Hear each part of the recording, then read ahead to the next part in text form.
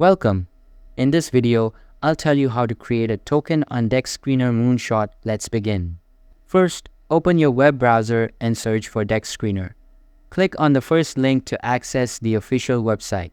On the home page, locate the menu on the left-hand side and select the Moonshot option. This will lead you to the Moonshot interface. Click the Launch Your Token button.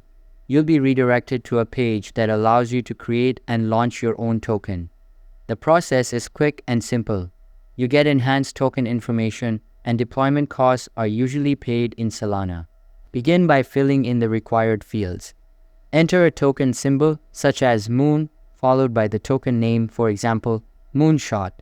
Adding a description is optional. Next, upload an icon for your token. You can also upload a banner image, though this is optional as well. Scroll down to the links section.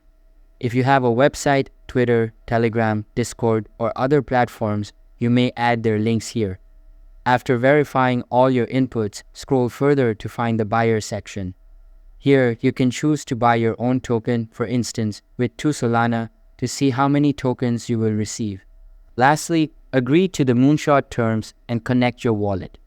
Pay the required Solana fee to complete the listing. That's it for this video. Thanks for watching.